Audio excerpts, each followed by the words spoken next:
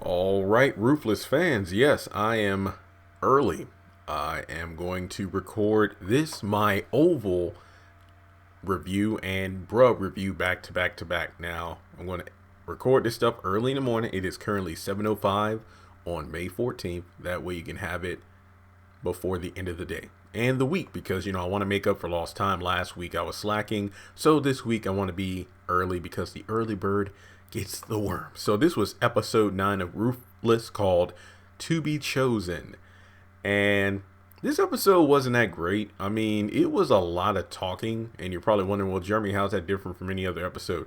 I mean, this is episode 9. The season's like 20-ish episodes, so this was a setup episode, to say the least. So I'm not going to say, oh, it was terrible. It was just a lot of talking. So it felt like, and I could be wrong, but I feel like maybe the first 10 plus minutes, maybe like 10 to 12 minutes took place at Sara's house. And I mean, if you combine it with the other scene where she's talking with Mac, I would say either 1/3 or possibly almost half of the episode took place at Sara's house alone. But we have Sara and Daikon. Daikon's pretty much telling Sara that Andrew is with them. He's no longer coming back. So there's no need of her going back to the compound whatsoever. So as she comes down the stairs slowly, as Daikon's admiring the house, she goes over to one of the shelves and takes a couple of medals off of there. And at first I'm like, wait, is this a gun or something? But later on in the episode, she confirms what it was. Basically, there were two medals because nowhere in the living room or out in the open is there any indication of what Andrew's occupation is, FBI. So Daikon is unaware. Basically, she's saying that, my husband, I love him. I want to go see him. And he's like, that's not going to happen. He's with us. You ought to join too. You can just give up this life, you and your son. And she's like, hell no. And basically, he's like, oh yeah, he was right about you. He said you were a bitch. And he's like, he would never say that. And also, he just starts to ask questions like, what does he do for a living? It's like, well, he told you everything else. Why wouldn't he tell you that? And then he actually gives her an envelope with a photo for her to look at. She doesn't want to look at it. We get a theme song, When the Sun Goes Down. And then he opens it up. Basically, it's Andrew in a very compromising position with another man. And she kicks him out of the house. So she calls Mac in a panic for him to come over as soon as possible. Cynthia comes over. And turns out she just had a fight with Malcolm. It basically, yeah. She gets the feeling that Malcolm is cheating. Sarah's like, wait, what? And if you watch episode 8, then I think you know why, Sarah's a bit bent out of shape about, Cynthia bringing up the possibility of Malcolm cheating on her. But basically, she has a feeling something's not right, just his demeanor lately. And she says she'll stay with Sara until Matt comes because Sara isn't telling her anything. But she does ask the question of, what do you think about Andrew? Like, if I wasn't with him and if he didn't know him through me, like, what would you think? But then she's like, you know what, just forget it. But basically, she wants to get wind up. Daikon calls Lynn, I believe either calls or texts, most likely like, hey, I'm outside. So Brian is knocked out. Lynn goes to the car, and again, we get a lot of talking. Basically, she is thinking about the highest. She can't stop thinking about the compound. She wants to know what happened. Turns out, oh yeah, Daikon was the one that was having sex with her, not the highest. But I think we figured that out several episodes ago, if I'm not mistaken. And she still has questions about everything, and Daikon, tells her, what needs to happen at this point is tell your husband, because he even mentions, give up your money, your assets, everything to us. That way you'll help fund the compound and you won't ever have to worry about bills. Everything will be free. You could just live your life. And she's like, my husband will never go for that. How about this? Tell your husband you have to go away for 1 weekend. Come to the compound. We're going to have a visitors weekend soon for women and other people like yourself. And if you don't like it, you don't have to come back. And she gets out of the car, doesn't really say anything about it, but he's like, I look forward to your call. And guys, we know she's going to call.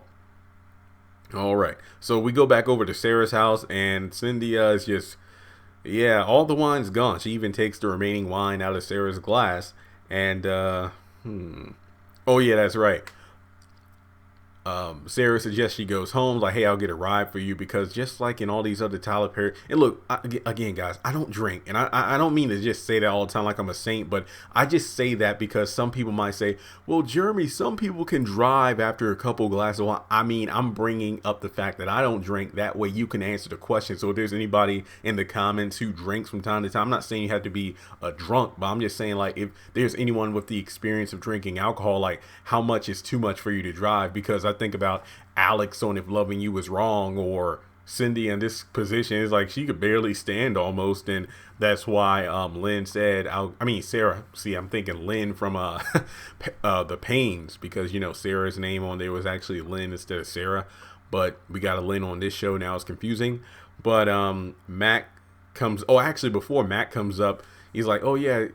You ought to get home to Malcolm. He's probably asleep by now. Like, how would you know he's asleep? I'm like, isn't everybody asleep at this hour? She's like, oh yeah, good point. I'm thinking to myself, oh damn, is Cynthia like thinking Sarah knows? Because the way she said it, it's like, yeah, they probably call and text at this hour, so she would know.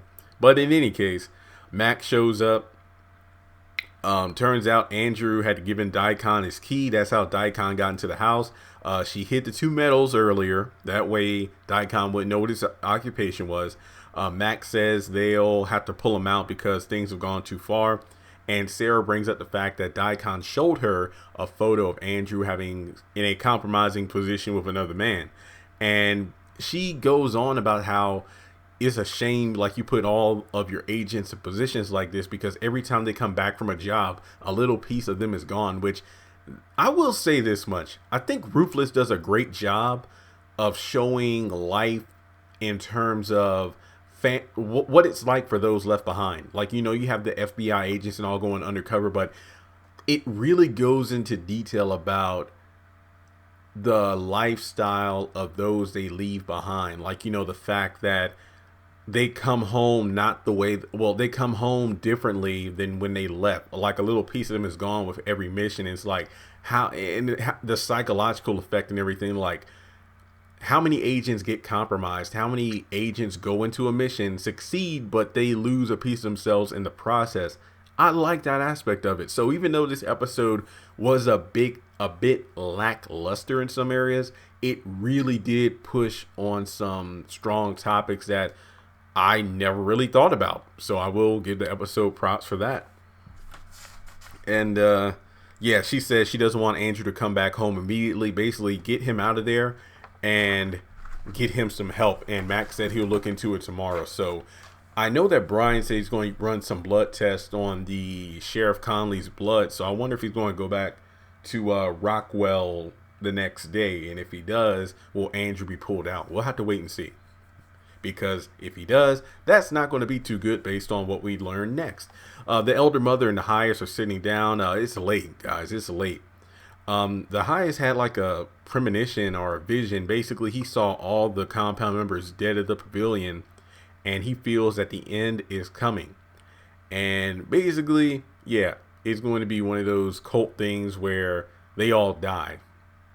Elder mother will make sure it happens, and she will go along with them. The children will die first, and she will get help from Ruth because she trusts her. But the highest doesn't really fully. There's so many obstacles. There's so many. Basically, a test for Ruth will happen tomorrow, and if she passed, then he knows that, okay, the elder mother is right to trust her. Because turns out the highest only fully trusts the elder mother because she's the purest. He even has doubts about Daikon. I'm like, what? So yeah, Daikon and Andrew, they're on the list of not being fully trusted, and Ruth is as well, hence why the test from the elder mother is coming the next day. And he asked her to sing for him in order to help him rest, even though he doesn't want to sleep because he feels like he'll get another vision. So yeah, everybody's probably going to die. And if the children are the first to die, oh my God, then yeah, things ain't looking too good. All right, so then we go back to Malcolm and Cynthia. Cynthia.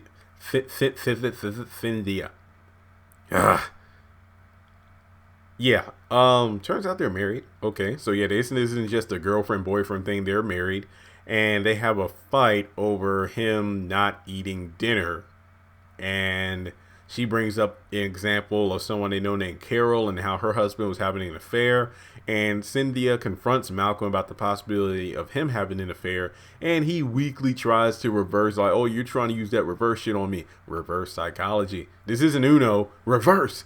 Okay, well, I'm skipping this question. But yeah, she flat out says, look, if you're not happy, if you want out, just let me know and we can end it right there. And it's like, oh, no. Are you happy? Basically, he tries to flip it on her, but no, he's just mad because Sara wasn't going to give him any play earlier. That's all it was. But again, going back to what I said earlier about Sara's talk with Mac, let's kind of put aside the whole Malcolm, cheating thing. But this stuff, I imagine, is real. People who work in law enforcement and whatnot, they bring work home in terms of if they have a rough day, then yeah, I can see how it can bring trouble to marriage. So once again, lackluster episode in some areas, but they brought up some real stuff that happens in real life. So again, I don't have experience from this, not being married or being in a career where I would take my demeanor out on someone else, because even when I worked in that call center 3 years, yeah, I would have some rough days, but I would just, when I logged out, I logged out. That was pretty much it. And yeah, that's about it. But Andrew meets with Daikon as he returns to the compound, saying that it's late and he had to go out to the city for something. And, Andrew asks if there's anything he needs for him to do, and there's not. So Daikon parks the car. He notices, sorry, my ankle popped. Don't worry, I can pop a lot of my limbs. I'm fine. Daikon sees a window open and he checks in, sees his roof and feels up on her. And okay, Melissa, you know how to do a very seductive look. I think what really pulls it off is I don't think we've ever seen Roof like this, because I'm so used to Denise. But then in terms of Roof, we're talking about a middle of the night, no makeup look. This is just natural Roof. And I'm like, wow. So Daikon's trying to pull a Boaz, but I don't think that's the situation here. And she's like, let me come to you. And it's like, that's not our way. And then he leaves. And then the rest of the actually, when he bends down, after closing the curtains and whatnot, I think he notices like footprints or something, like, wait, somebody's been here before me. It's like, I feel like the Three Little Bears, like, somebody's been sleeping in my bed. And yeah, Daikon suspects foul play. So once again, Daikon is suspicious. I think he even compares foot size, like, okay, this was a male foot, and okay, yeah. Because I was thinking to myself, oh shit, is Tally back in there? So I'm like, okay, that's good. Then this is the last scene of the episode. Basically, Tally and Roof are having late night girl talk. Tally's like, wait, was he touching you? And she was like, yeah. And basically, to really sum up the ending of this reminds me of last week when we had a lengthy scene between Tally and Andrew, and they're just talking. Basically, Roof is confident that she knows how to play Daikon in order to get what she wants. I believe the plan is to seduce Daikon and then get the keys to, get their kids out of there. And Tally's like, look, I've seen him work, because Tally's seen stuff. She's been an elder way longer than Roof, because Roof has only been an elder for like less than 24 hours, right? But she warns him that he's beautiful snake. He's manipulative.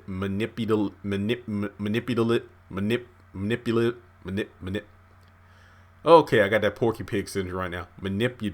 Manipulative. There we go. Basically, when they go out into the towns and, try to lure women in at the beauty salons and the grocery stores, the highest counts on Daikon's good looks and charms to bring people in. Honestly, we saw that when he was in the car with Lynn earlier in the episode, so that was a good callback. And at the end of the day, Roof is like, oh, well, I'm not attracted to him in the least. And I'm like, But she pulls out the title. I wasn't called Ruthless in these streets for nothing. I was like, oh! So now the big question is, who was the best woman on the street? Was it Candy Cane from the Haves and the Have-Nots, or was it Roof? Well, I really can't make a comparison because we never really seen Roof out in the street. So we only can, play it by ear on that one. So what would I score this episode? Well, like I said, not a lot of stuff happened. It was just a lot more talk than anything else. But like I just said, I really did like the aspects of focusing on the families of individuals in the feds, because they sometimes bring their work home in more ways than one, usually emotional, and that hurts relationships. So I think I'm confident about giving this episode 7.5 out of 10. Like it was probably going to be like a 6, but like I said, just the points I didn't even think about being that this stuff really does happen in real life. You know, people go on these undercover missions and then when they come back, they're not the same person. So I feel like the moral lessons in this episode really brought it up a couple points in my book. So let me know what you think in the comment section below. Make sure you give this video a thumbs up. Comment what you loved about this episode of Ruthless. And again, this was episode 9, To Be Chosen. Follow me on social media. Links are in the description below. And shout out to the patrons over on Patreon. If you want to donate to the channel, feel free to do so on Cash App or PayPal. And with that being said, I will catch you all in the next video. Oh, and also, if you don't have BET Plus, they are playing the first 5 episodes of Ruthless. Basically, it's going to be the Oval at 9, then an episode of Ruthless at 10. I believe last night was episode 2. Yeah, and then there's 3 more weeks of that. But seriously, just get BET Plus. You can watch them all there at once. It's great. No commercials. So, and it's uncensored. So, thanks so much. I'll talk to you all later.